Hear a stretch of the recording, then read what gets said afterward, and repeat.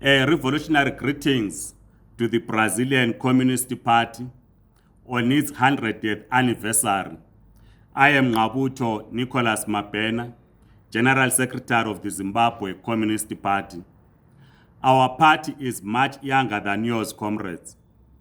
We held our founding conference in 2017 from three earlier formations. Comrades that were aligned or members of the Zimbabwe African People's Union, one of the authentic liberation movements that fought for national liberation in Zimbabwe, had established the Zimbabwe Communist League. Comrades that were former members of the MDC and others from other political formations in Zimbabwe came together to establish the Zimbabwe Communist Group. And the comrades on the northern part of Zimbabwe were organizing themselves, and were loosely referring to them as Northern Communists.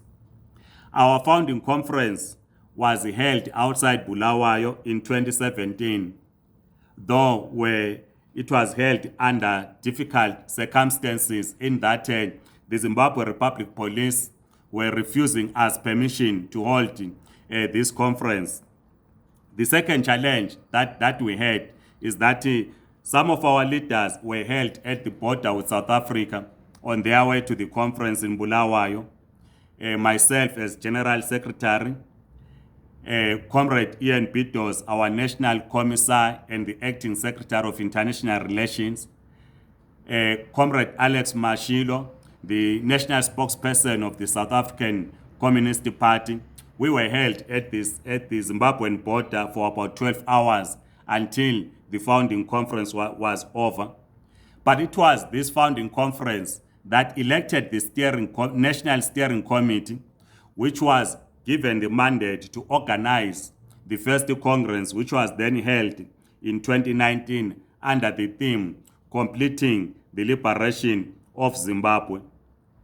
We are hopeful that towards the end of 2022, we will hold the second Congress of the Zimbabwe Communist Party. That is, if conditions do allow. But we must indicate that the pandemic has made it difficult for us to implement the resolutions of the first Congress. Comrades, the world communist movement was very affected by the counter-revolution in Eastern Europe and the USSR in the late 1980s, culminating in the dissolution of the Soviet Union at the end of 1991. Yet, they did not destroy our communist movement. Communist parties in much of the world are growing again. On our continent, in Africa, new ones are being established. Apart from our own party, since 2010, communist parties have been formed in Kenya and Swaziland, and the Left Socialist Party in Zambia.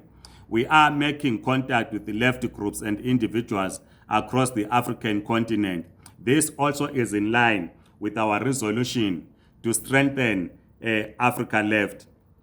We are pleased too that in Latin America, the pink tide pushed back by the USA in coordination with local oligarchs is resurging, and as that resurgence takes place, we look forward to that pink tide becoming a red tide. Throughout the world, the dominance of the US imperialism is in decline. The pullout of NATO from Afghanistan and the defeat of the effort to use Ukraine as a launching pad for further aggression is a big step forward in the anti-imperialist struggle. The ZCP supports Russian intervention against the US and NATO-backed Nazi terror regime in Ukraine and the position of the communist parties of the Russian Federation, Donetsk and Luhansk on the issue. We hope to see the Communist Party of Ukraine once again becoming legal. The defeat of US global hegemony is imminent and welcome, and we celebrate that. However, we recognize that we are still far away from the worldwide victory of socialism. Comrades, we still have an enormous amount of work to do. We congratulate the Brazilian Communist Party on its 100-year anniversary.